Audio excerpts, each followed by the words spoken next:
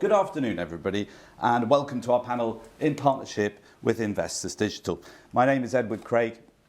I'm Head of Content Labs at PRWeek, and I'm moderating today's discussion on how to build a sustainable future through the power of comms, addressing the question, how can you play a part in your company's sustainable future?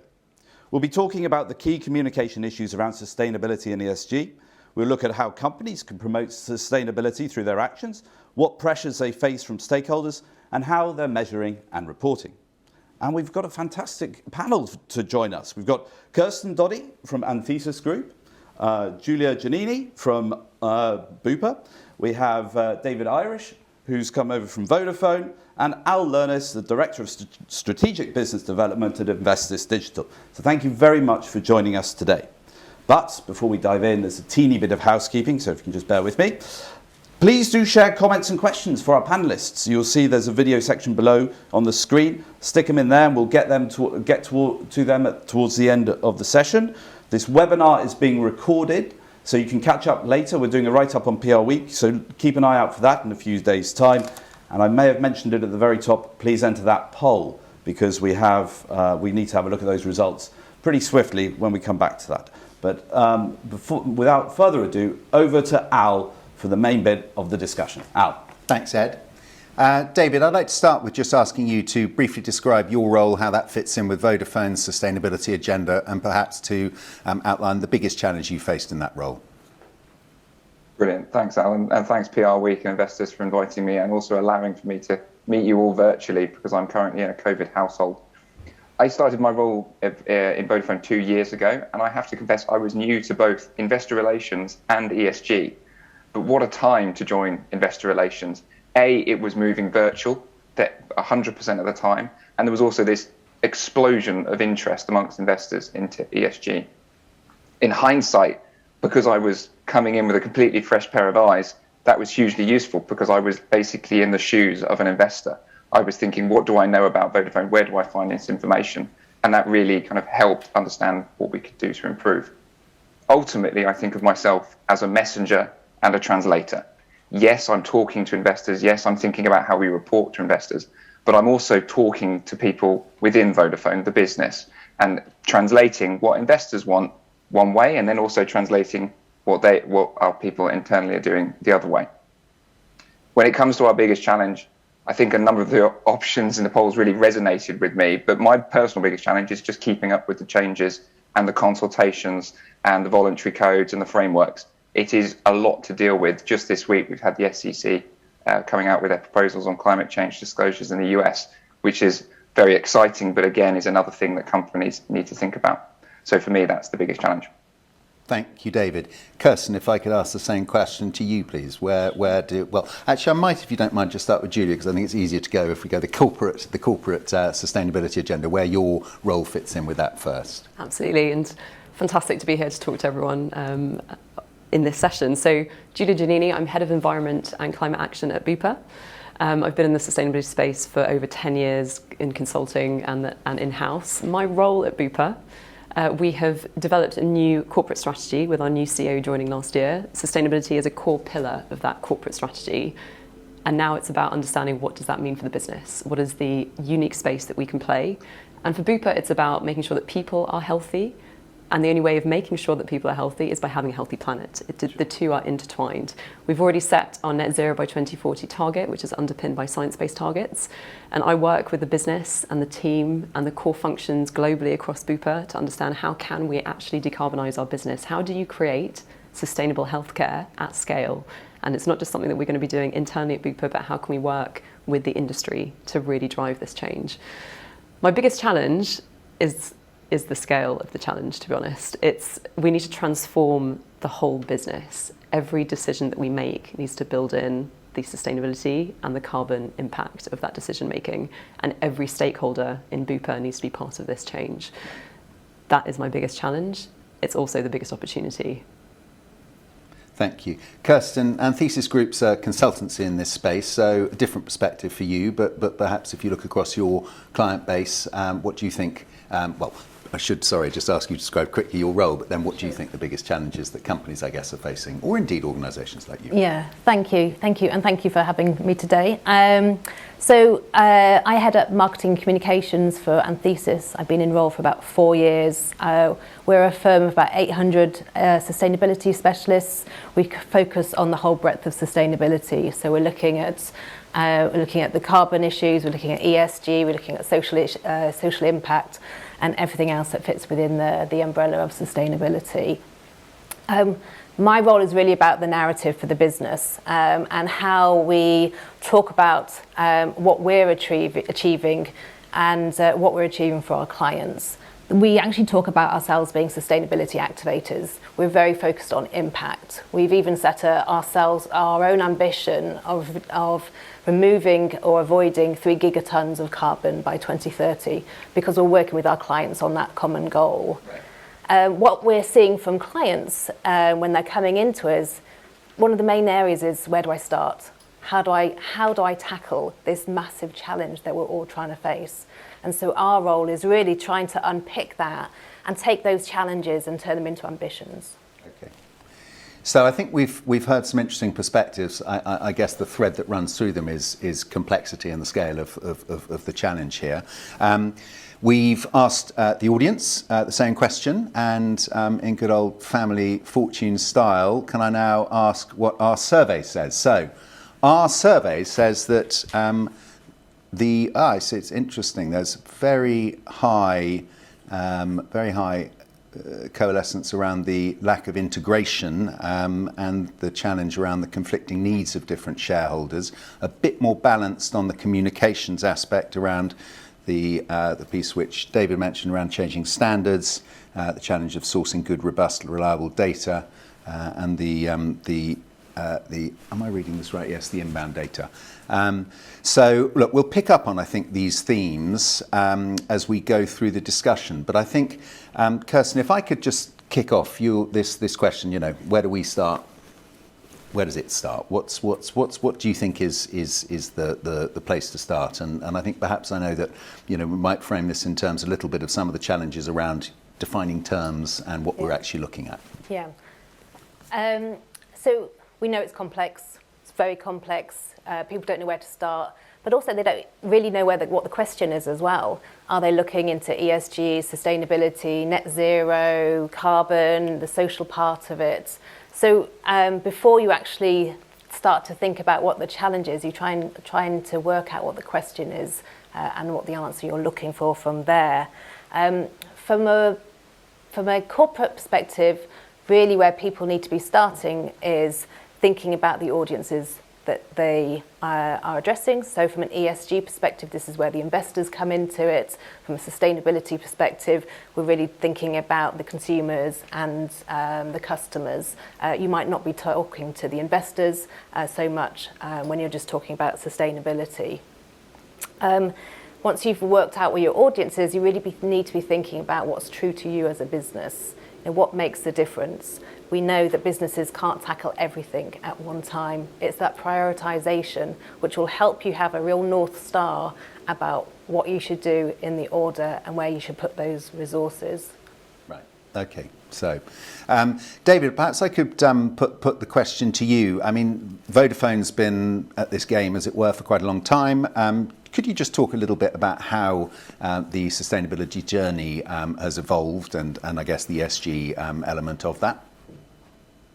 Sure. Well, thanks. I mean, it sounds really cheesy, but ESG is at the front and centre of our communications on our website because it's fundamentally front and centre of our business. Vodafone, if you think about it, is a relatively young company, 2 to 3 decades old, but it has a long history of thinking about sustainable initiatives, efforts and products. Our first sustainability report or GRI disclosure was published over 2 decades ago. We started responding to CDP in 2010, so over a decade ago. But the real change has happened over the last 2 to 3 years. So in 2019, when our new chief executive became kind of chief executive at Vodafone, our purpose was refreshed and refined. So fundamentally, it was simplified. We connect for a better future. Really easy, nothing more than that. And then in 2020, we continued to integrate sustainability with our strategy and the way we talk about our business. So we actually cancelled and stopped publishing our sustainability report in 2020 and integrated ESG and our sustainable business strategy within the core annual report. And then last year, we went even further and really started to think, are we giving information to our stakeholders that they need and they're seeking. So we published our first SASB disclosure. It was one of the first SASB disclosures in the sector in Europe, just hands down. We published our first TCFD report as a standalone document. We published our first Excel ESG data book, which literally has hundreds of rows of ESG data. And importantly, we also recorded interviews with some of our non-executive directors and deliberately asked them questions on how do they, as directors of Vodafone, think about ESG and sustainability. I'm not going to pretend it's perfect or it's finished product, and there's lots of exciting things in the pipeline of Vodafone. But fundamentally, I think we start from a good place, which is purpose is central to our overall strategy, and then the comms come after that naturally. Right. Julia, I might put the question to you. Bupa, a relatively unique organisation, private, no shareholders. Does that make integrating sustainability strategy easier, or what challenges do you think you face as a private company? So there are some benefits to that. So Bupa is limited by guarantee. So as you mentioned, we don't have any shareholders. It allows us to invest the profits of the business back into the business strategy, which means that we can have a longer term time frame to plan what it is we want to do. As I mentioned in the beginning, our new business strategy has sustainability as one of the core pillars. We also refreshed our purpose as a business. Helping people live longer, healthier, happier lives was the original purpose, and we've now added and making a better world, because you can't have healthy people if you don't have a healthy planet. And so the opportunity here is really the fact that, yes, we may not have shareholder pressure, but there is a huge expectation from every business to be delivering on this. What's come out of the situation with COVID, the tragic events that are happening in Ukraine, is the fact that a business is expected to have a position on these kind of issues and to be actioning change in order to deliver against the wider purpose for why you exist. For Bupa, we also have obviously a board. We have non-executive directors. We've got a new Ned that's just joined, who is the ex-chief sustainability officer for IKEA, for example. We do get pressure from the top, but it can't just be coming from your shareholders, or it can't just be coming from your leadership team, because you need that integration to happen throughout the business, because action needs to happen through everyone's decision making. That's a point we'll pick up on. But while we're on the subject of integration, there are inevitably, I think, conflicting stakeholder needs in this. Again, I think those perhaps come most obviously where shareholders are involved and the profit versus purpose drivers are more obviously in conflict. But you're a global business. How does that global dimension create pressure, and how perhaps do you manage it? Absolutely. I mean, Bupa operates in markets including Australia, New Zealand, as well as here in Europe, and actually there are obviously differing levels of maturity in different markets. What we're really conscious of now is how do you operationalize our net zero and science-based targets into the business. So if you are a market that's expected to put a 3-year business plan together, and you need to evidence your progress against our targets in that business plan, you need to evidence how every M&A decision that you're making, or every business growth decision, is tied to how we're actually going to achieve our targets. But you can manage the differences in whether it's opinions or maturity pretty well, because it simply has to be as part of your planning. That said, upskilling engagement with your colleagues is vital to this, because you ultimately need your colleagues to build this into their decision making, and so you need to bring them on that journey of understanding and really enable them to ask the difficult questions if they have them, to be able to voice the fact that they might have doubts about what the business is doing and why we think this is vital. And having that really clear communication running through your business, and a clear external point of view as well as to why you're doing this. For Bupa, this is very much around the fundamental viability of our business, the fact that a healthy planet is fundamental for healthy people. Right. So picking up on the profit versus purpose question, David, I mean, this has been quite it's been a live issue this year. We saw earlier in the year Terry Smith lambasting Unilever and Hellmann's for what's the purpose of mayonnaise, etc. Do you think the pendulum has swung too far in your engagement with shareholders? Is that the sense that you get, or not? Well, look, I think the letter from Terry Smith, the fund manager, where he was critical of Unilever, was well publicised, and as you say, Al, talked about a lot in the press. So I'm not going to comment specifically, as I'm sure many people on the call are familiar with it. But I think stepping back from my personal view is I disagree that purpose and profit are mutually exclusive. If purpose is well articulated and relevant, that's really important, relevant to your business and your strategy, purpose and profit should and will be linked. So, just take Vodafone as an example. I've already talked about our purpose, we connect for a better future. I don't think anyone on this call would disagree that connectivity is fundamentally what we're here to provide. We're not here to do other things. We can contribute and we can play our part and act as a catalyst and an activator, but we're not necessarily here to do broader kind of sustainability practices other than what's focused on our business. I think we'd also agree that connectivity is generally a good thing, particularly if you think back over to the last 2 years and what I'm speaking to now. Many of our viewers may be Vodafone customers just like I am. And therefore, kind of that's genuinely helping us live our lives in this new digital world. When it comes to how investors are talking to us about ESG, has the pendulum swung too far the other way? I'm not sure. I think there has been a step change. I'm not necessarily seeing pushback. If anything, I'm seeing more focused and more sophisticated discussions. So it's less about, have you done X? Have you got a net zero goal? Or have you disclosed Y? Have you disclosed your diversity stats? And instead, it's more about, how do you think about this topic, such as cybersecurity, privacy, human rights? Or why have you chosen that route? Can you give us more information and more context? For instance, Vodafone has established a dedicated ESG committee at the board level. And the question is not just, you've done it, great, tick. It's, okay, why have you done that? What are they there to do? What is their responsibility? And do they have any teeth? So the conversations are certainly becoming certainly different to what they were maybe a year, 2 years ago. But I wouldn't say that there's any significant pushback on ESG. If anything, the conversations are just happening more frequently. Right. Kirsten, would you? Yes. Yeah, I've got a comment just about that profit and purpose. One of the things that we did as a business last March, so we're a year into it, was we became a B Corp. And what a B Corp really does is actually show the alignment between profit and purpose. It's a long-winded approach to be able to become a B Corp. So it's not just buying a badge. For us, it took about 12 months to become a B Corp. But it really shows that you are aligned in your thinking between profit and purpose across 5 significant pillars. You're looking at your community, you're looking at your employees, you're looking at the way that you operate as a business.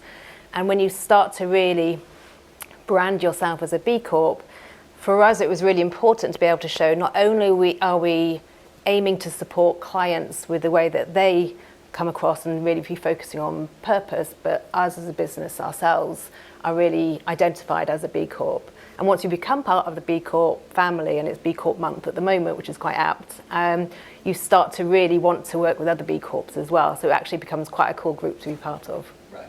Okay.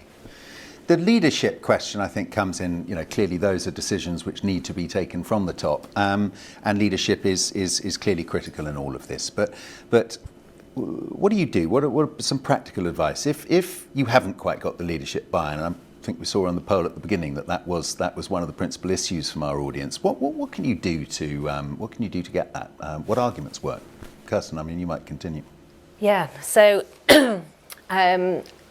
when a company comes to us, the majority of the time their leadership is quite aligned because they've got to that stage where they want to be getting external help. However, that's not always the case. And what we really need to be making sure is within the scope of sustainability and ESG and all the topics, what are those points that they all align on? You might not completely align with all the different topics, but there is some topics that people will think, actually, this is really important.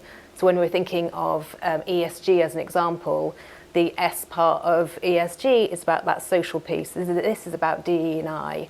And I would be thinking that there's very few CEOs or C-suite that aren't seeing DEI as a critical part of their business strategy. So it's the alignment on certain parts. You can have different focuses on other parts, but really think about where you're aligning and where you can go forward with those as that starting point as well. David, do you have a perspective? Clearly, we heard that sustainability and ESG well embedded, but have there been kind of pivotal moments on that journey? What's worked, if you like, with getting the leadership buy-in that you need?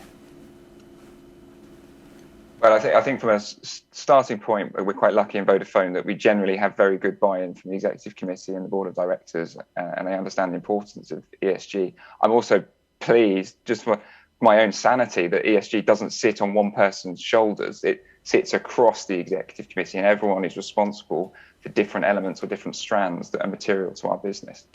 I think when it comes to winning support internally, you've got to go outside your function. And you've got to speak to people that have a stake and have an interest, but maybe aren't the natural people to go to when you've got a new idea or a new initiative. But fundamentally, for me, it's about speaking the language of the person you're trying to convince.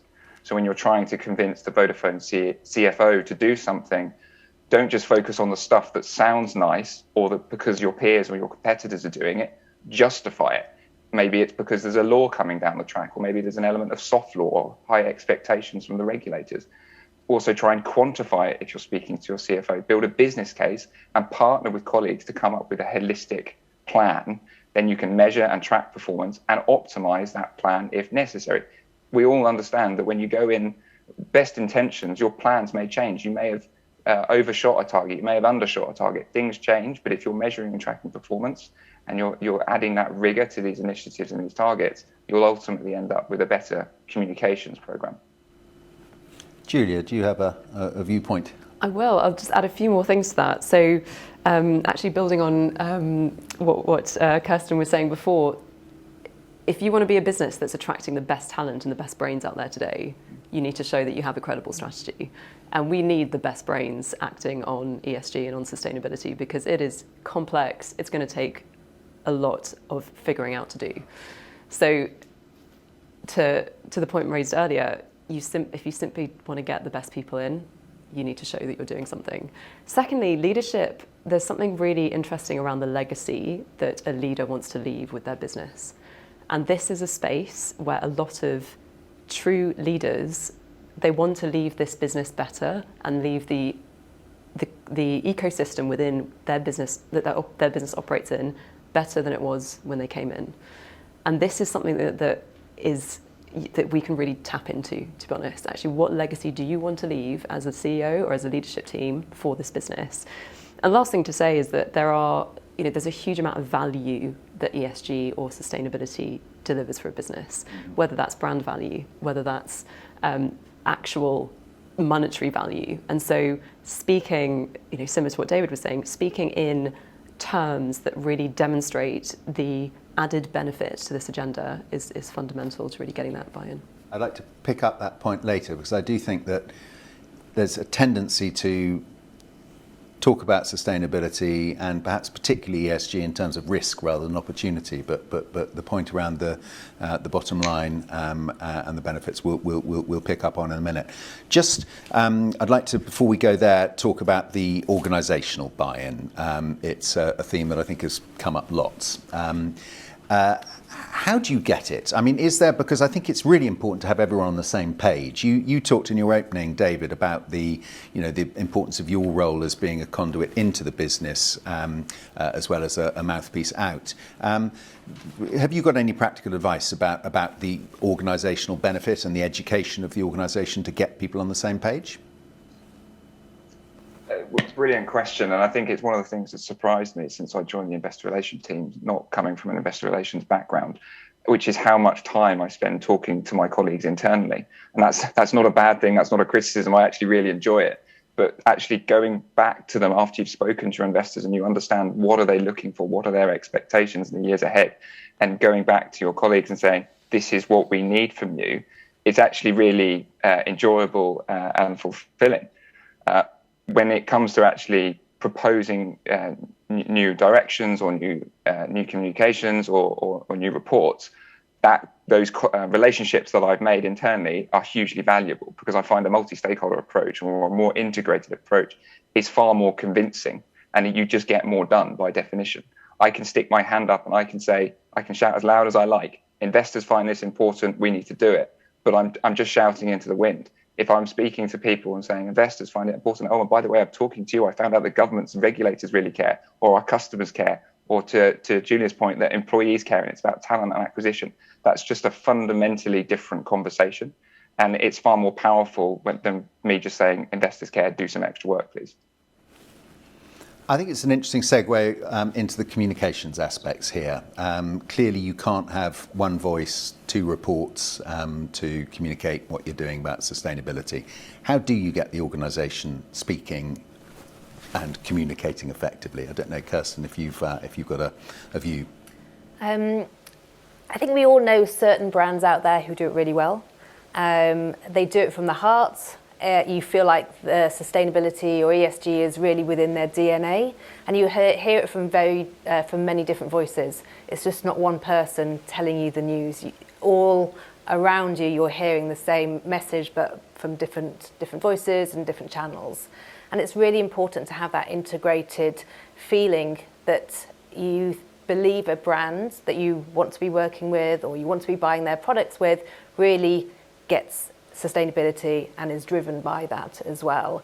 So you need to be really thinking about the different audiences and how you use the tools that you've got to be able to talk to them in the way that they want to talk to. So we're talking about annual reports, we're talking about Twitter. They couldn't be too different, but actually they're two very good ways of going to different audiences, and then there's all the audiences in between and the channels. So multi-way, multi-language, multi-voice is how we have to be doing this.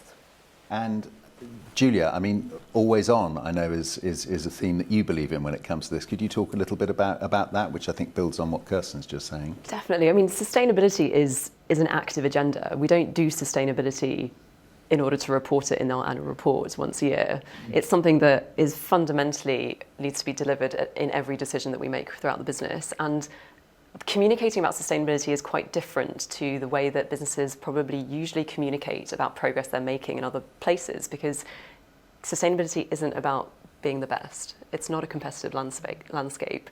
You can't win in sustainability by winning alone. You need to win with others. Therefore, you need to be transparent. You need to share your learnings. You can share your stumbling blocks, what's not happening, what's not working for you. You can put out a call to action to say, does anyone have the answer to this? Because this is what we're focusing on right now.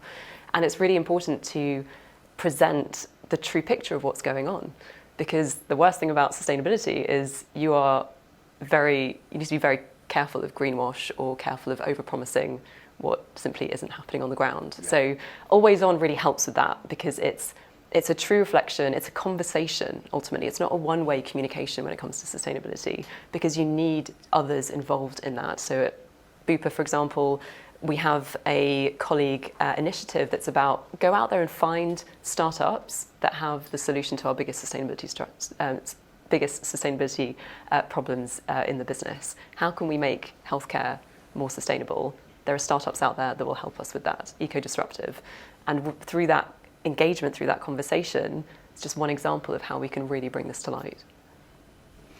David, always on, probably a challenge for investor communications, is it? What's your take on the right mix? And perhaps as a segue, or move on from that, you could talk a little bit about the ESG communications that Vodafone does. Well, so I fundamentally agree that publishing ESG information in an annual report or a sustainability report once a year is totally outdated. And just from an investor perspective, it's actually pretty unhelpful. If you're an investor today, it's March 2022, you're looking at the annual report for Vodafone for March 2021. So you're looking at information that's basically a year out of date.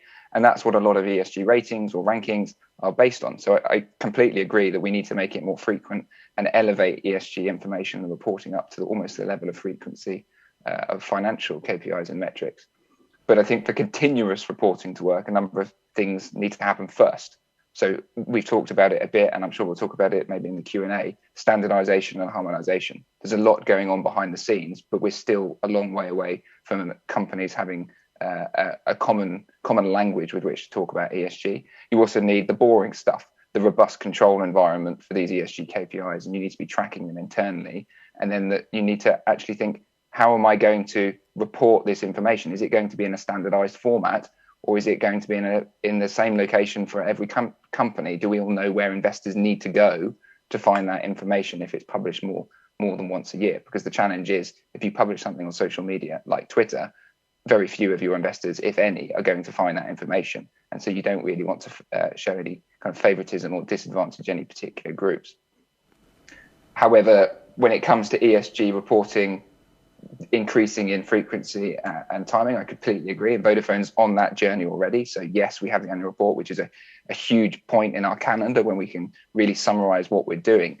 But we're trying to talk about ESG with investors in every single quarterly press release. So there is always a page now which says this is what we've been doing over the last 3 months. This is what we've achieved.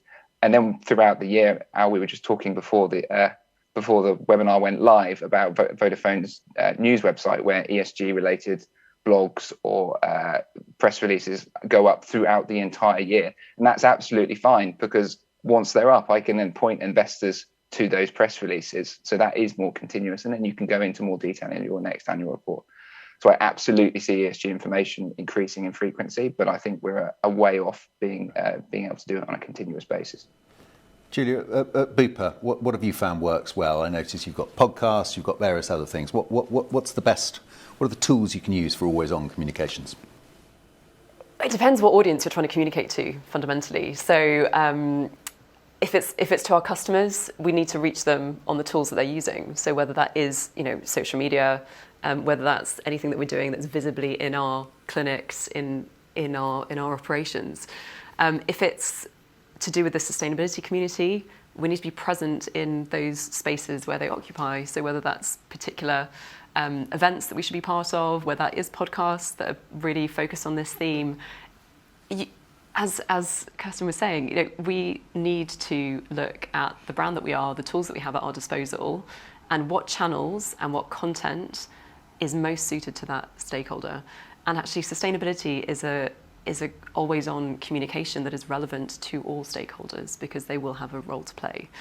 And what we're looking to ramp up even more is being more articulate in terms of what is the role that Bupa expects of our suppliers, for example, or of our provision providers to help us achieve our own sustainability strategy, and especially our net zero targets. So we are constantly thinking about the different ways that we need to engage with those different stakeholders, because you have to. Progress against this is not going to happen within your business through your own decision making. You need the community around you and your whole value chain to be focused on this.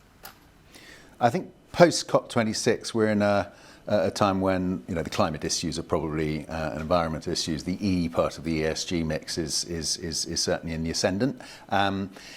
How do you effectively balance the long-term perspectives, which inevitably are part of that because of the complexity and the depth of the change that needs to take place, with the short-term perspectives, the sense of progress, the sense of this being not something which is just being punted down the road for the next generation to deal with? You need to show your proof points. So a key way of doing that is, yes, you have a long-term target, 2040. I mean, that's miles away. Who is even going to be in the business still by the time it gets to 2040? We have shorter-term targets that are aligned to 1.5 degree science-based targets, but it's about what that practically means in the business. So what are the wins that are happening already? For example, in Australia, we signed a huge PPA agreement, which allowed our Australia business to be running on renewable energy. That is actually a really big win. It's a market where it's hard to find renewable energy to power your business. So bringing those wins to life, and also making sure that the voice of who's telling those stories is not just coming from the sustainability team or from the property team. It's actually coming from everyday members of your business who are on the ground making this happen. And that's really effective. Kirsten, I see you nodding vigorously. Something to add? I was just thinking about a client example that we recently did for an online electronics company. And it was working with their procurement team, and it was really about the onboarding of their suppliers and how they were trying to change the criteria to make sure that their suppliers were telling the same story as this company.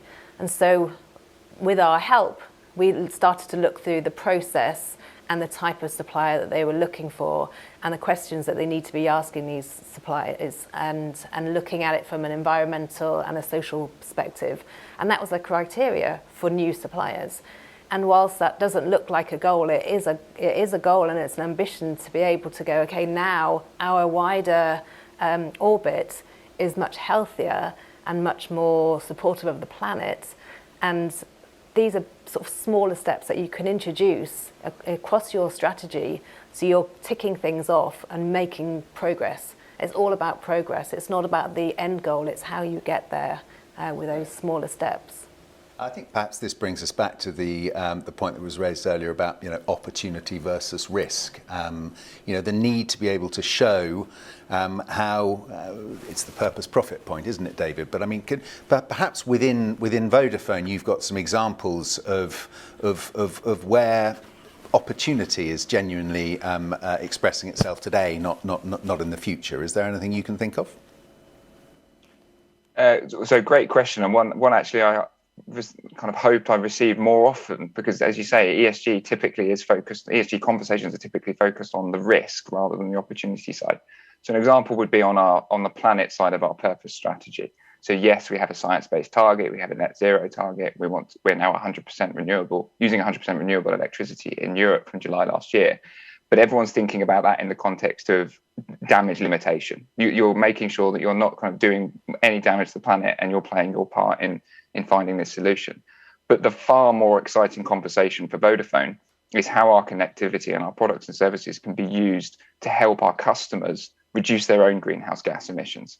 So you might be thinking, what on earth is that? And yes, fine, we've got teleconferencing now, but we can't take all the credit for that, for instance, because there are lots of different players in that value chain. But there are other things where our connectivity really is making a difference. So think about the Internet of Things. So we have over 140 million Internet of Things connections that are fundamentally digitalizing society. So think about smart meters, smart fleet, smart manufacturing, and all those instances, you can prove that you're helping your customers reduce their own emissions. So we actually have a 2030 target to help our customers, which are primarily business customers, save 350 million tons of CO2 by 2030, cumulatively over the next decade.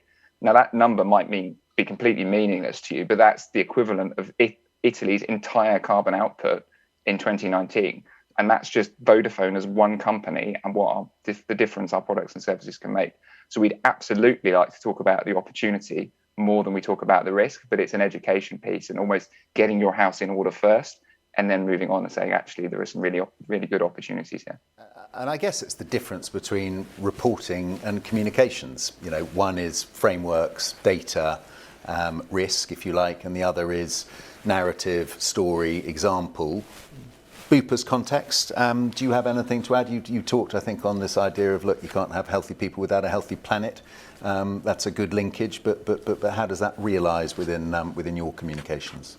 Definitely. I mean, there's a few principles that we're putting into our communications, which is really around, if we're communicating about this, we need to demonstrate what that practically means for the business and what it means for our customers as well. A key part of our business strategy is to be the most customer-centric company as well, as it is with many of the listeners probably on the podcast.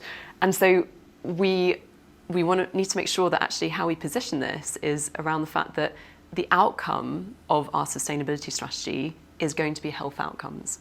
So we're developing KPIs that it's not about just reducing our impact or investing in ecosystem renewal because of that healthy planet, healthy people nexus. It's about making sure the outcome that we measure from what we do is actually a health outcome, and we communicate that health outcome. And the role that we can play in the wider ecosystem of how actually do we ensure that we have a viable planet that we can operate on successfully into the future is about making sure that the health angle of climate change or the health angle of business sustainability is actually brought out to the fore. So in COP27, we would really appreciate seeing a health day, for example. There was a running theme of health throughout all the different days. In COP26, there was the WHO pavilion that was there.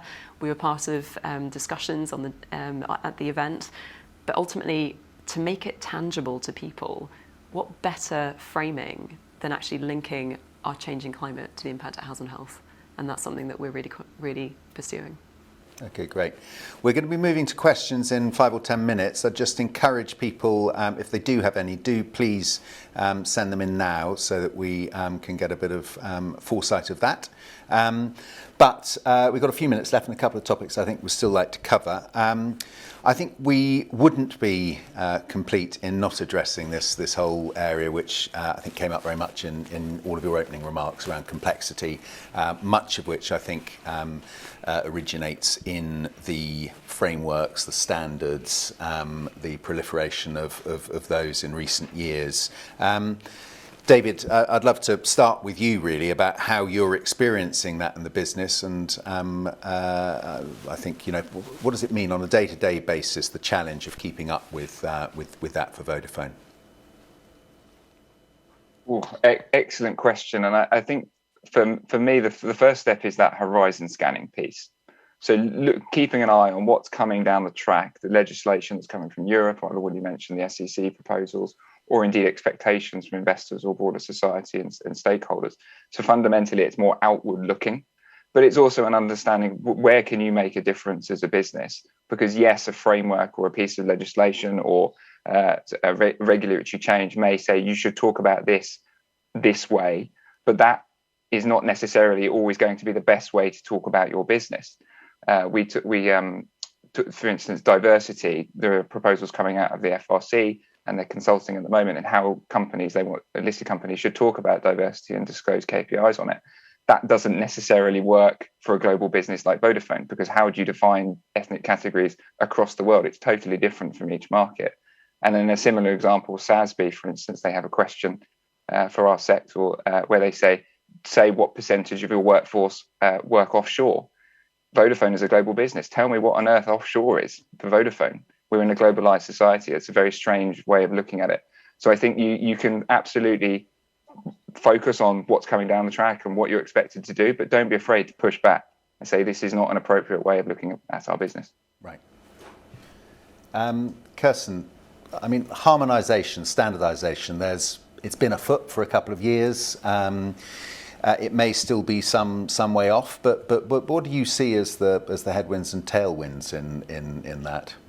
So I think when we're looking at frameworks, the tricky part about that, and I think we've mentioned this already, is the number of frameworks that are out there, and actually trying to work out which framework you want to be using and aligning to. There is also a school of thought that some frameworks might be easier to use rather than others, and what you want to ensure is that you've got authenticity and credibility on anything that you're using. So you need to really ensure that anything that you align to has both of those things. When we're thinking it from a regulatory perspective, this is forcing the hand, and sometimes some businesses need the hand to be forced to be able to show traction and movement. So the SEC one that David was mentioning that came out this week, a real game changer. It's making businesses, so in this instance it's US listed companies, to discuss and disclose their carbon, and that is going to be a massive game changer in terms of how businesses operate and what they need to be doing. So we encourage the right type of regulation and legislation that will make a change and make businesses that are potentially laggards to actually pick up the game and move forward with this.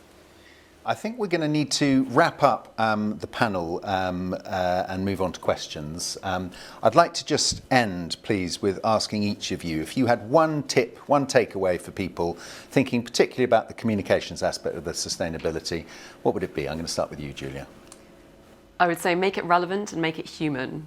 Sustainability is fundamentally not about trees, about planets being cupped by hands, and not about leaves. Ditch the green and make it about innovation, technology, and ultimately people, and the tangible examples of what it actually means for your business. Thank you, Kirsten. Mine is really about tell the truth.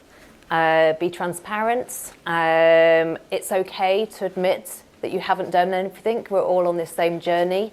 But really, it's about progress.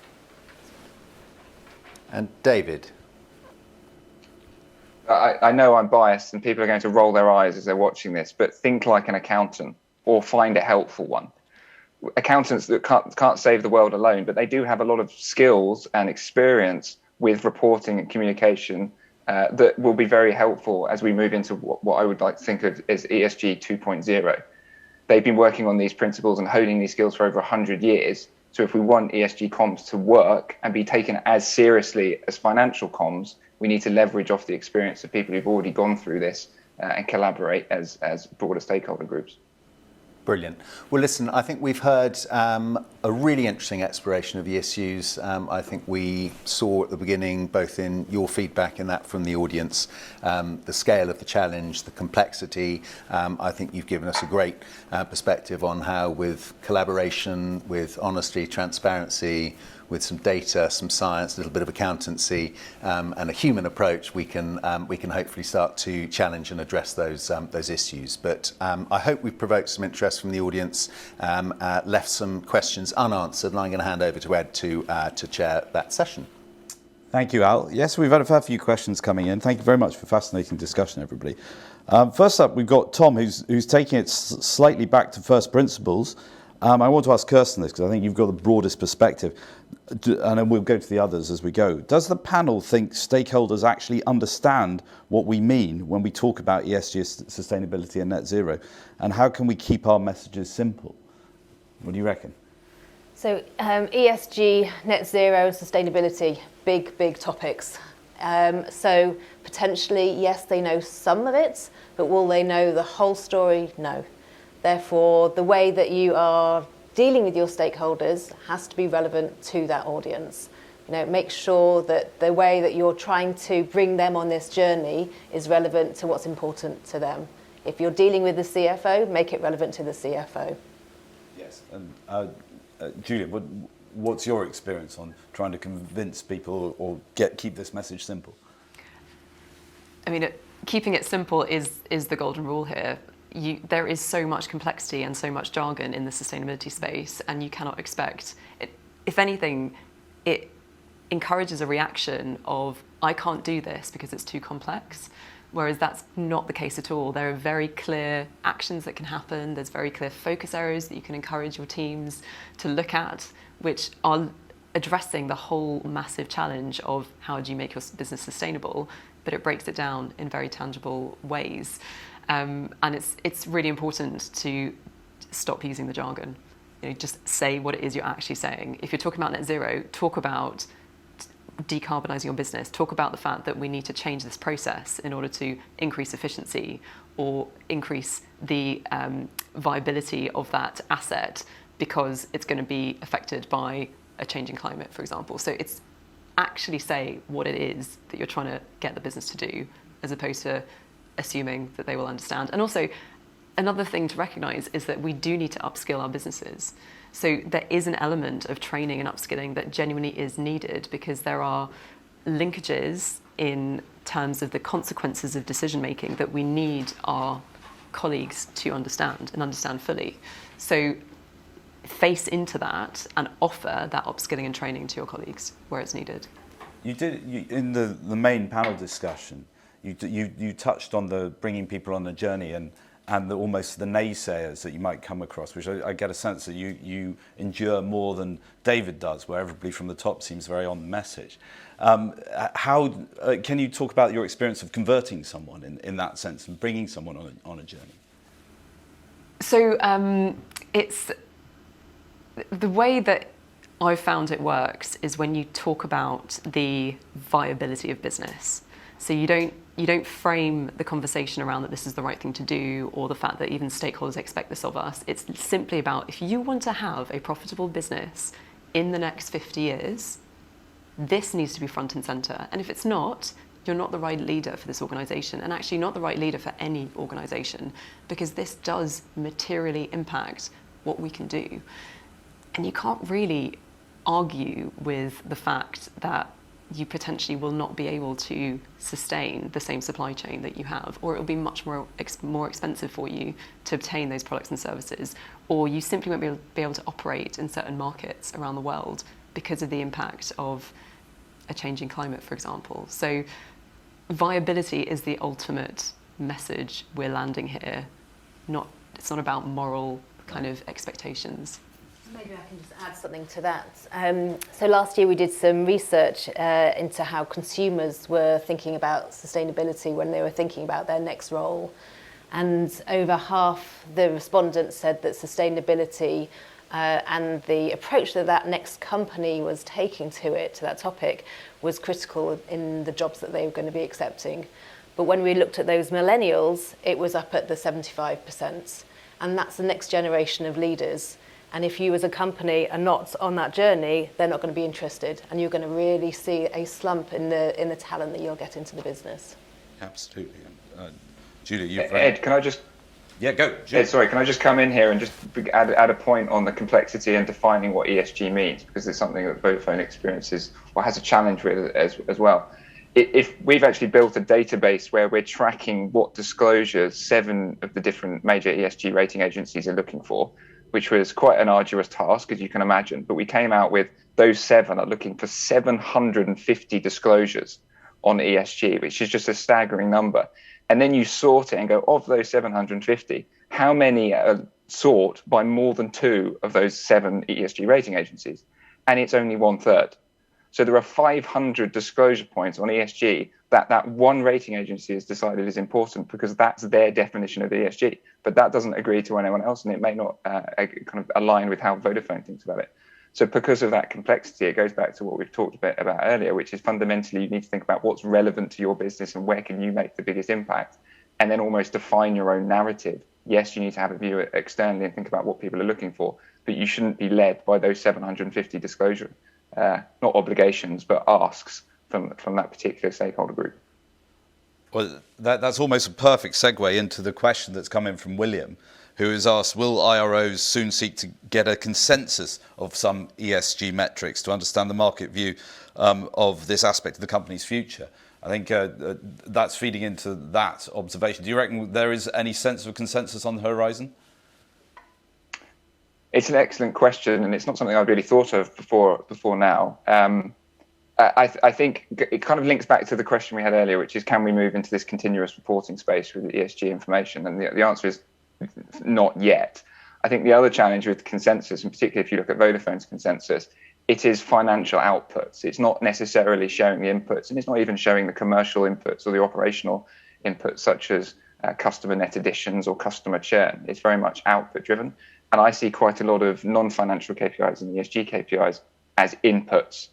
So I don't necessarily think we'll end up with ESG KPIs in the consensus in the near term. What could happen is that there's some EU legislation, which some of the viewers on the call may be aware of, such as the taxonomies, where the European Union and other countries around the world are trying to get companies to say what percentage of their revenue is green or linked to social objectives. I can absolutely see that being talked about in terms of future expectations going forward. So Vodafone could say, let's say, for sake of argument, 2% of our revenue is green under the EU rules today, but that might be 10% in 5 years. So that level of forward-looking guidance, I think, will come, but not necessarily with all ESG-related KPIs. Julia, any sign of consensus from your side of the fence? In terms of reporting it? Yes. I would say it's the perspective I would give, which is different to David's, is simply that there are multiple stakeholders that need to hear what it is that you're doing as a business. So I completely agree with what David's just said in terms of that the investor stakeholder, but every other stakeholder wants to understand in their own words, in their own platforms, using content that they can engage with. Do they need to go into depth of the detail? There are some stakeholders that absolutely need to. There are others that simply need to know what impact that's going to have on them as a customer of Bupa, for example. So I don't think consensus or necessarily standardization around how this should be communicated and reported is going to be needed for some stakeholders. For some it will be, but not all. Right. Great. So Talumba's come in, has asked a global question. I'll start with you, David, on this. How do you engage with a global team and ensure that the strategy is uniformly implemented in multicultural teams? Oh, a brilliant question and very relevant to Vodafone, given our footprint. So I think one of the key things is actually getting your reporting and communications right, because that almost sets you up as a framework for the way that you're talking about that particular topic or your ESG strategy overall for the 12 months ahead. I talked about the fact that Vodafone's latest annual report is almost 12 months old, but that's been a brilliant tool to say this is fundamentally at the center of our reporting suite, and everyone should be consistent with that. But it does require a huge amount of collaboration. So actually just this week, I've been going out to various markets within our footprint and saying, look, this is a template for the way that we're thinking about ESG and our strategy and performance for the financial year 22, which is just about to come to an end and we're reporting on in May. Please, can you help me feed into that in terms of the anecdotes, the examples, the initiatives that you're doing using that common template and common framework? So it does require a lot of coordination and working across borders, but fortunately Vodafone's kind of naturally disposed to working over Teams or virtual calls. So we certainly have that connection, but it does require you to speak to many different people all the time. Julia, you're nodding with your global experience. Yeah, absolutely. So, I mean, Bupa employs 84,000 people globally, and it's right that the markets on the ground tailor the strategy and what it is that you're meant to be doing to that market. You cannot have a sustainability approach that is a one-size-fits-all. It just isn't relevant. It's not going to land with all of the. You also need to tailor it to what's material in terms of the high-profile issues in that market. For example, in Australia, we know that they are facing into the effects of climate change much more acutely than we are in other areas of Europe. And so it's right that there are initiatives in place and programs in place to address that. In some of our markets, such as Sanitas in Spain, there's a huge focus on community health, and there's a fantastic program called Healthy Cities, which is around encouraging people to be more active and actually maintain their own health within cities, because it's an issue that's particularly pertinent there. So there does need to be local tailoring, otherwise the impact that you can have simply won't fit in certain markets. Whilst there is a need for the way that you then align that to the overarching strategy, there does need to be a lot of alignment there and engagement, because the story and the reason why you're doing this as a business needs to remain consistent. And it's at that point that you need that alignment across the business. Yes, Kirsten, you've had global comms experience. Does that local sort of national, sort of global message, does that cause tension, and how can you resolve that from time to time? Yeah, I think it's really important to remember that we operate in a very global and connected world. So whatever you're doing on a local level can be heard and read in another country. So it's never going to be just siloed to that audience and to that market. So we need to always remember that you can't have mixed messages. It's that alignment, but that local relevance as well. When we're thinking about the SDGs as well, we often see companies who are focusing on some at the high level, but when they look down into the regional level, there's certain ones that are more relevant to that country. And any company who acts global, but also is thinking local from a execution, operational, communication perspective is more likely to have success with their markets. Plus, I think also we just need to think about that personal approach to it all. All the topics that we're talking about are affecting us as individuals, as people, as well as businesses. So take it off the written word and actually put voices to things as well. Brings it all to life, and you hear it from somebody who you want to listen to. Brilliant. Thank you very much. So greenwash is a question that's come in. Greenwash, how much of an issue do you think that greenwash is still is amongst listed companies? And what advice would you give to companies who are early in the sustainability comms journey to avoid this? Julia, you've caught my eye, bad luck. I think this comes down to understanding what it is you're talking about. You can get greenwash coming through when a company is, for example, talking about a net zero target, but then is actually giving evidence of the fact of how they're carbon neutral. And it's just, there are complexities to this agenda. You need to be informed about what it is you're doing and why you're doing it, and that's what you communicate.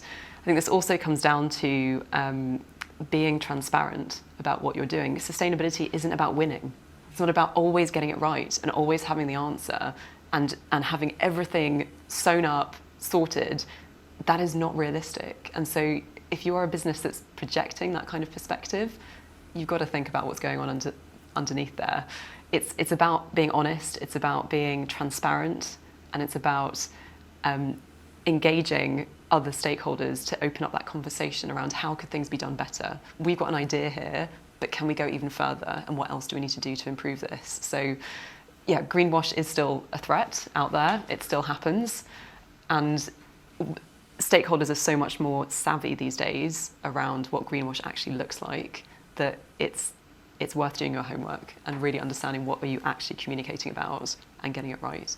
Yes, is that fair in your experience, Kirsten? Yeah, I think also we're getting more serious about this. You know, there was a point where people didn't have the right information and therefore they weren't doing it intentionally. But now if you are seen to be doing something intentionally in court, doing any greenwashing, then not only does it affect your reputation, but there can also be significant legal consequences as well. So we've actually upped the importance of this as an issue. So now you need to get the right advice. You need to be able to get the right approach. Just being able to muddle through this isn't good enough anymore. There's loads of free advice out there. And so therefore not being able to understand what you should be doing at the ground level isn't really an excuse anymore. David, how does Vodafone skirt the dangerous waters of greenwashing? Well, I think from Vodafone's perspective, we take our reporting on planet issues or environmental topics incredibly seriously. But the points that Kristen and Julia have just made about engaging with experts, knowing what you don't know, and being transparent and stating your assumptions really resonated with me. The only other thing I would add is, and I know I keep coming back to it in terms of the accountants, and I'll stop boring everyone in a minute, but when I'm thinking about our forward-looking environmental goals or any ESG goals, I swap the goal for a financial term, revenue, EBITDA in my head. And I go, if I said that sentence externally, does it pass the sniff test? Would someone go, have you done enough work to kind of to have come out with that goal or statement with confidence? And if it doesn't pass the sniff test, don't say it. Brilliant. Great advice to finish us off with. So thank you very much indeed, David, and indeed all our panelists, Al, Julia and Kirsten. It's been superb and a really interesting discussion. Thank you for taking part in the discussion, and thank you very much, Investis Digital, for partnering with PRWeek on this event. Thank you very much to the audience for tuning in, and have a great rest of the day. Thank you.